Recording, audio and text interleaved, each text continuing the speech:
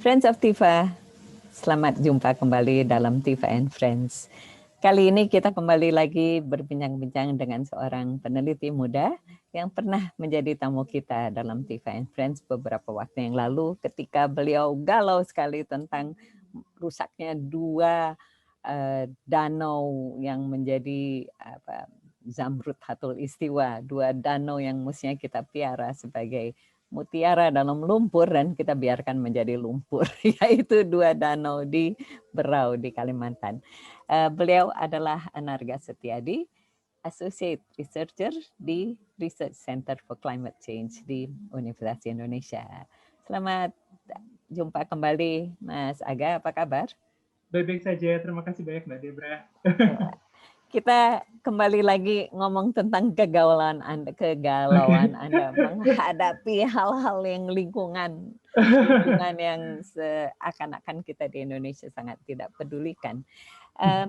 Kalau kita lihat ya, kita kan bukan hanya bertumpu, kita kan injak tanah itu kan lingkungan. Kita memetik buah itu adalah lingkungan. Seperti yang Anda katakan kala itu dalam perbincangan kita makan ikan itu dari lingkungan. Dan yang paling parah adalah Indonesia begitu ada air terjun atau gunung yang cantik itu dijadikan objek pariwisata dengan tidak memperdulikan bahwa 2 orang nginjek nggak apa-apa, 1000 orang itu tentu ada dampaknya.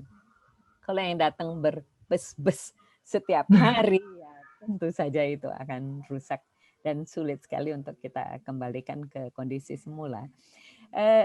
Kalau Anda melihat sebagai seorang peneliti, Anda lihat kan kita biodiversitas keanekaragaman hayati Indonesia, kita Pak Emil Salim pernah mengatakan, andaikan ada keragaman hayati, ada keanekaragaman hayati, Indonesia adalah sebuah orkestra keanekaragaman hayati yang paling pekat di dunia.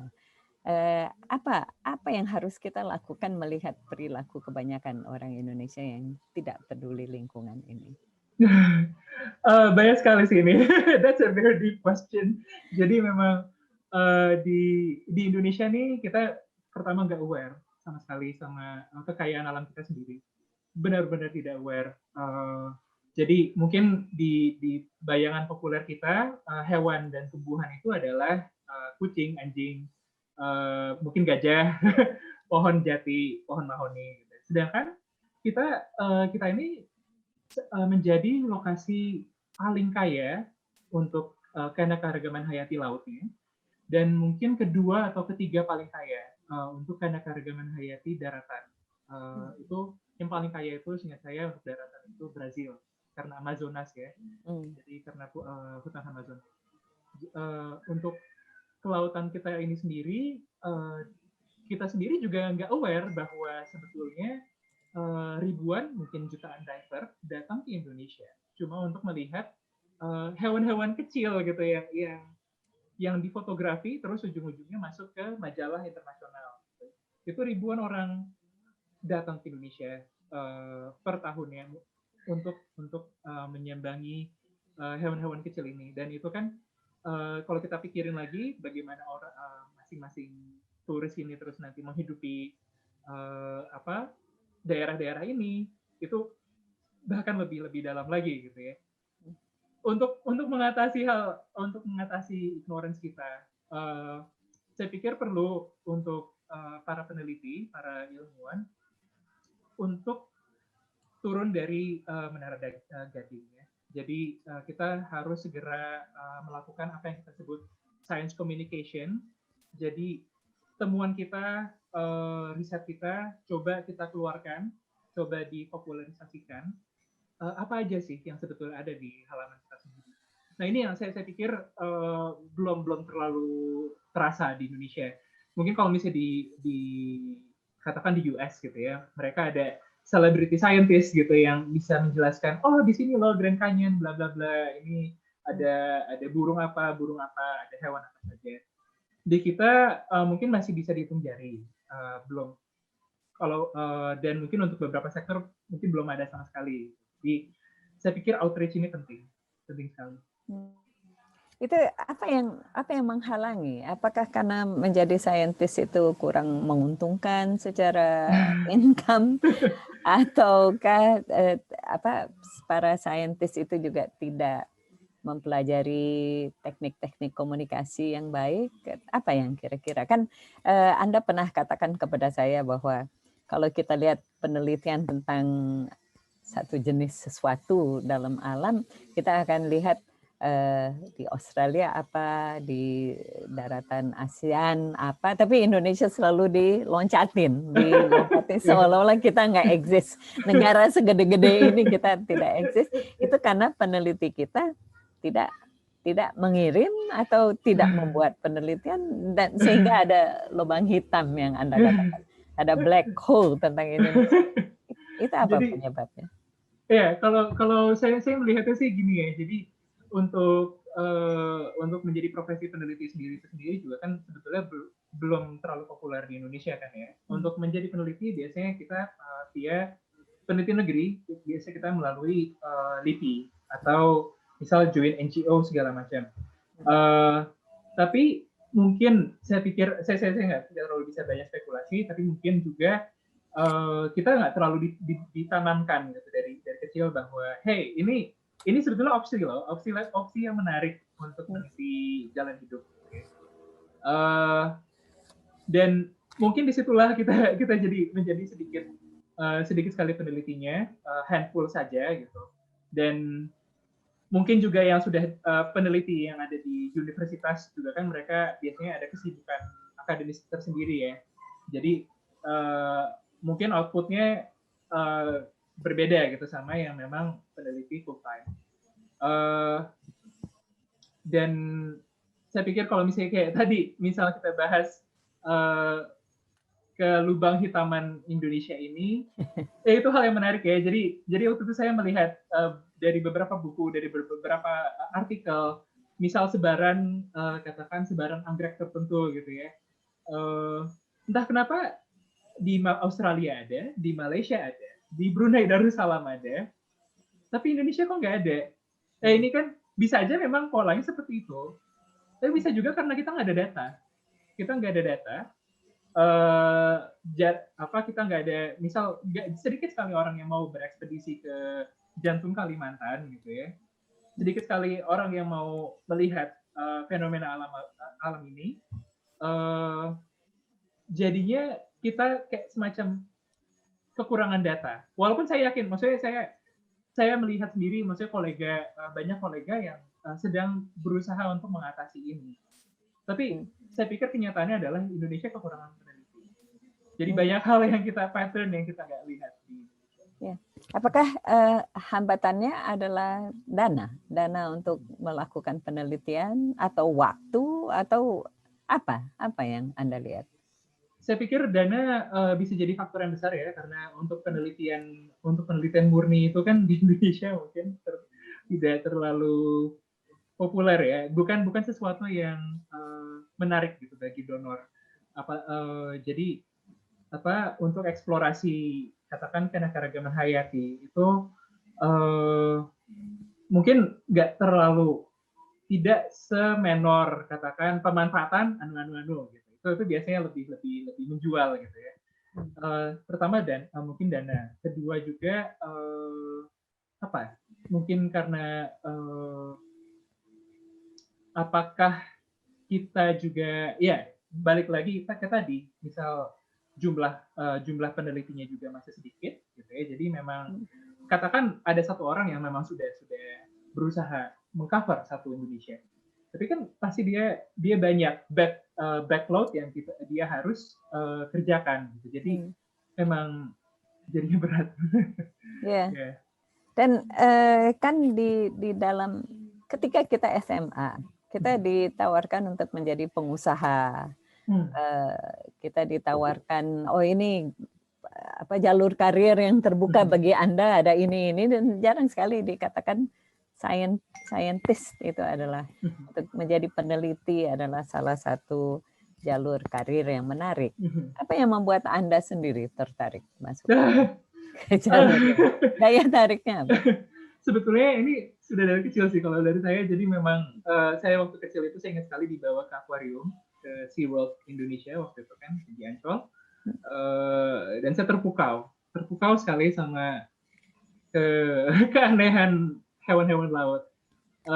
Dan saya pikir, maksudnya selama saya tumbuh gitu ya, jadi I need to do something about this gitu. Karena saya telanjur jatuh cinta, jadi dan saya pikir opsi untuk meneliti adalah opsi yang menyenangkan gitu, opsi yang cukup adventurous, walaupun ya balik ke tadi ke masalah dana ya tidak selalu mudah kan ya.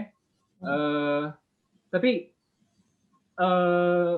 saya coba dedikasikan gitu to that cause. Dan mungkin kalau misalnya kita mau lihat ke masyarakat lebih luas lagi, kita nggak ada exposure ke alam, kita tidak terpapar ke alam, apalagi yang hidup di perkotaan gitu ya. Kita mungkin yang di pedesaan beda lagi, tapi yang di perkotaan kita melihat alam itu sesuatu yang liar dan menakutkan. Jadi dan itu mungkin ditanam juga gitu waktu dari kecil, jangan sentuh itu, jangan sentuh anu. Jadi memang kita tidak sempat explore sebagai anak kecil, explore ke alam. Iya. Saya pikir sih. Saya mau ajak Anda melihat konflik antara binatang hewan besar di Sumatera terutama ya. Kan belakangan ini kita dengar bahwa gajah ruang koridor dia bergerak, ruang gerak dia kan makin sempit, dan macan dan rhinoceros ruangnya makin kecil karena terlalu banyak perkampungan. Ini saya ngomong di daerah Loser. Dan terjadi konflik antara manusia dengan hewan. Kan hewannya menganggap itu wilayah dia, tiba-tiba menjadi hutan ketimun atau tomat dan menginjak-injak, dan dia juga mencari makanan, dan masyarakatnya lalu membunuh gajahnya atau harimaunya atau si badak Sumatera yang sudah sedikit sekali jumlahnya. Dan lalu ketika datang BKSDA untuk mengatakan Anda tidak boleh, terus selalu percakapannya adalah mana yang lebih penting, kami manusia atau hewan itu. Itu bagaimana? Bagaimana Anda? Ini memang berat ya, apalagi di situasi seperti kita di Indonesia, di mana negara masih berkembang, masih ada banyak ambisi ekonomi, masyarakat juga populasi tinggi sekali. Ini memang jadi tantangan yang sangat unik dan berat bagi Indonesia, karena saya pikir gini, masing-masing spesies itu ada, kalau saya percaya ada yang namanya nilai inherent. Jadi masing-masing spesies itu berhak untuk berevolusi, untuk hidup, untuk meneruskan keturunannya. Namun kita juga pikir manusia juga ada kebutuhan. Dan untuk mengharmonisasikan antara kedua ini, bagaimana ya? saya juga jadi kesulitan. Mungkin kita bisa bilang bahwa semua bisa dikatakan berakar dari jumlah populasi kita. Populasi manusia di Indonesia tuh dikatakan sangat tinggi. Kebanyakan ya. Terlalu banyak ya. Terlalu banyak, dan itu pasti akan berkompetisi sumber daya sama dengan alam liar, dengan hewan liar dan habitatnya mereka.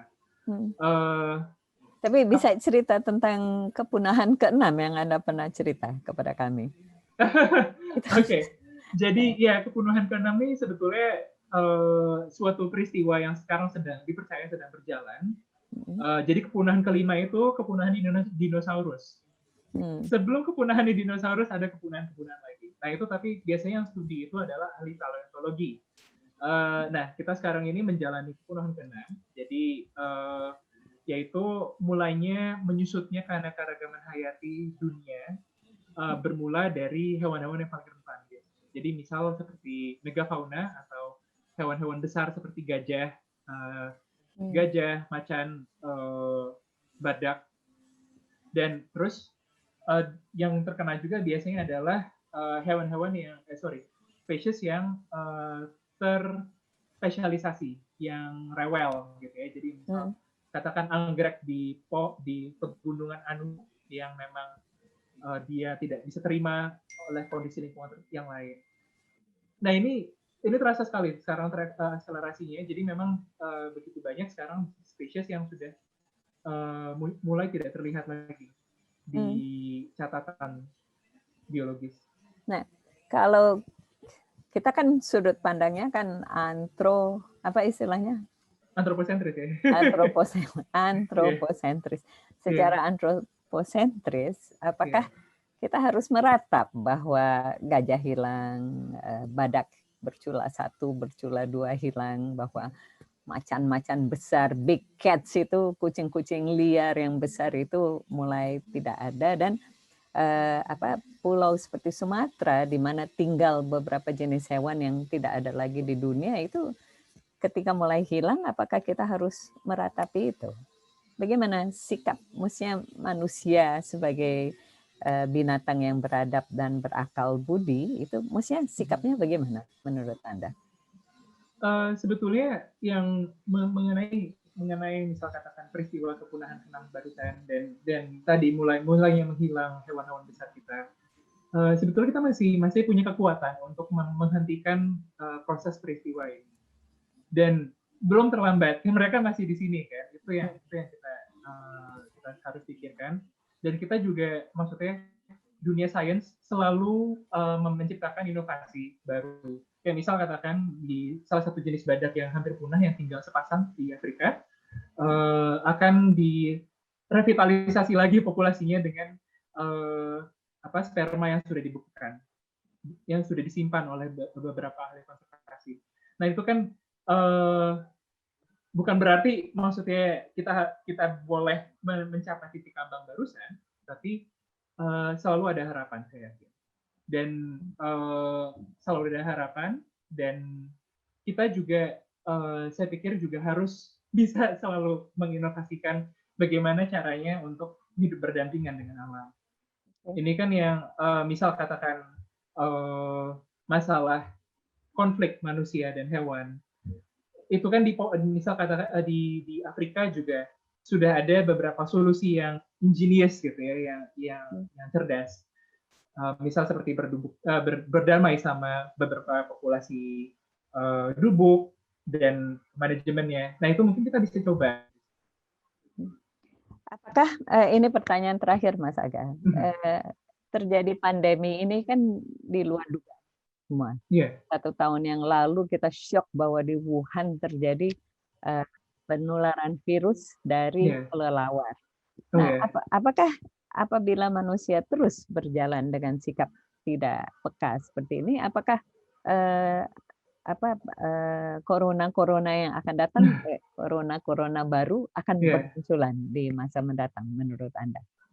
Iya, itu sangat kemungkinan yang sangat besar.